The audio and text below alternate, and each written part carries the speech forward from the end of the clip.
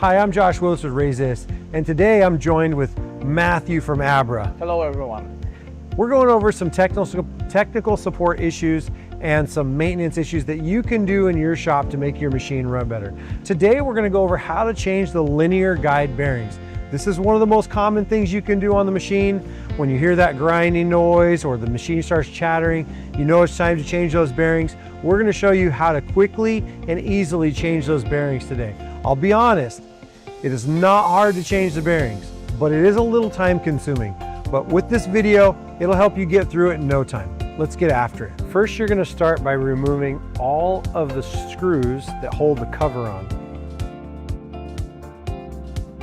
Next, you're going to remove the cover. Next step in changing the bearings, after removing the cover, you want to remove the tensioning wheel. To do that, you remove the two plastic covers and take off the screws.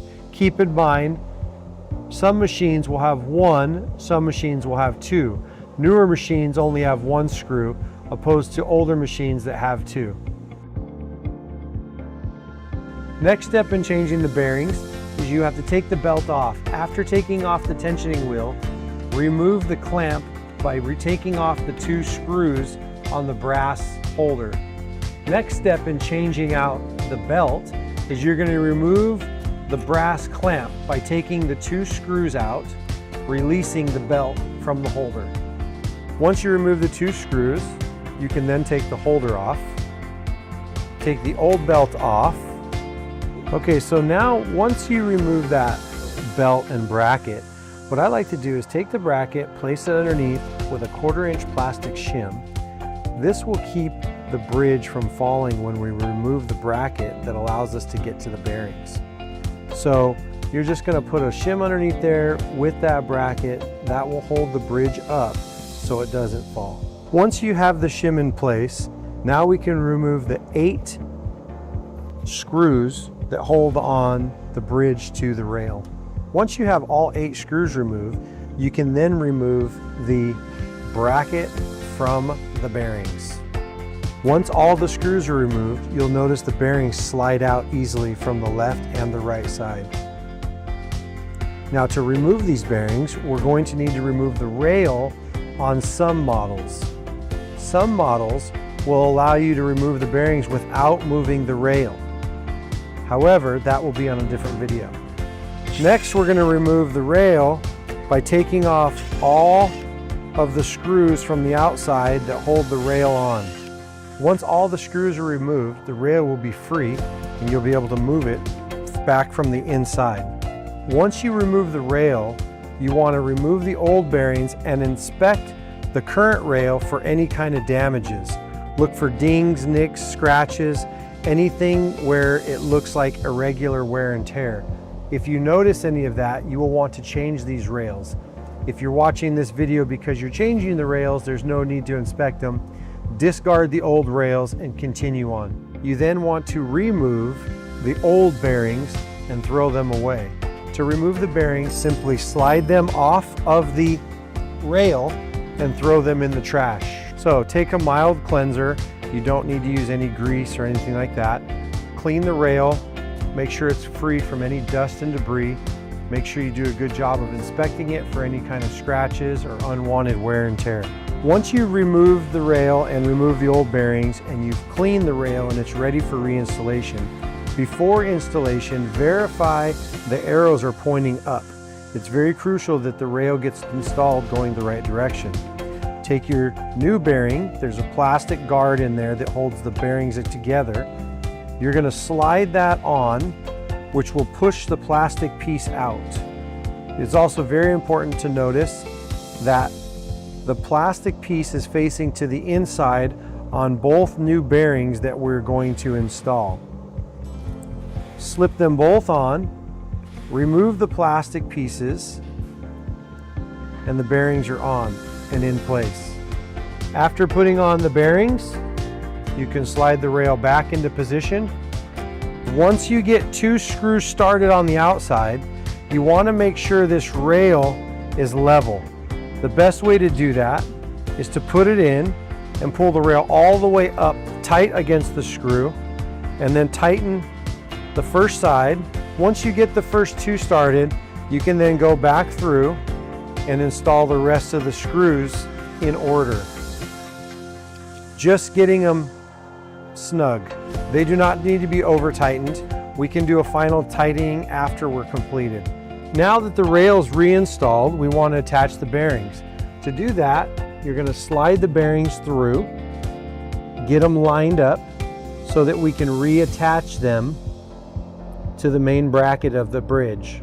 If your shim and spacer are not accurate, you may have to lift the bridge up or down a little bit depending on if it's lined up. You can do that by putting a screwdriver or pry bar in there and lifting the bridge up or down as you need. Because we put in an accurate shim, there's no need for us to adjust that. Once the new bearings are installed and the bracket screws are on, make sure everything's nice and tight. At that point, you can then slip out your shim and bracket. We'll use this back up top to reattach the belt. Next step to putting on the belt is you're going to need to attach the tensioning wheel. On some machines, the newer ones, it's just going to be one. On the older machines, it's going to be this one that has two screws. To do that, you have a large diameter circle and a smaller diameter circle. You want the large diameter circle facing to the inside of the machine. You're going to put that in and then put the screws on. It's very important that we do this evenly. If you start with 3 turns on the top, you need to then go 3 turns on the bottom, because it's crucial that we keep the tensioning wheel as straight and parallel. Next, you're going to remove the new belt from the packaging. Keep in mind, if you're not changing your belt and you're using your old belt because you've inspected it and it's good, you don't need to do this. You need to take your old belt and feed it through. However, in this step, if you have a new belt, you're going to feed it through from the front of the machine and wrap it all the way around to the back of the machine, feeding it through the tensioning belt. After feeding the belts through, you're then going to wrap them around and slide them between the brass and the aluminum holder. Slip them in the grooves. If your belt is too long, you may have to cut it down. Once slipped in, you're then going to take your Allen key and tighten up the tops. Once the screws are nice and tight and the belt is snug from the bottom, we then need to adjust the tension. This is far too loose and needs to be adjusted. We're going to adjust that by adjusting the tensioning wheel on the back of the machine. So what we're going to do is start by going 3 rotations at a time on the top and the bottom, just to make sure we tension it evenly. Whatever you do on the top, you must do on the bottom. After about 6 rotations, you want to check the tension with your finger. You're going to check that on the inside to make sure it's nice and snug. After you check your tension and everything's good, you can put on the plastic covers, and then we're going to reattach the cover. Place the cover back where it belongs, then go through and place all the screws back where they go, making sure they're nice and snug. Do not fully tighten all of the screws until they're all in and placed. You don't want to start off by getting the first one snug and finding out you have to adjust the back end of the machine. Thank you for watching this video. Hopefully it helped. Hopefully the machine's up and running. If for whatever reason it hasn't solved your problem, please reach out to me or Matthew or any of our tech support people, and we're happy to walk you through it and get this thing resolved and get your machine up and running. Thanks a lot. Have a great day.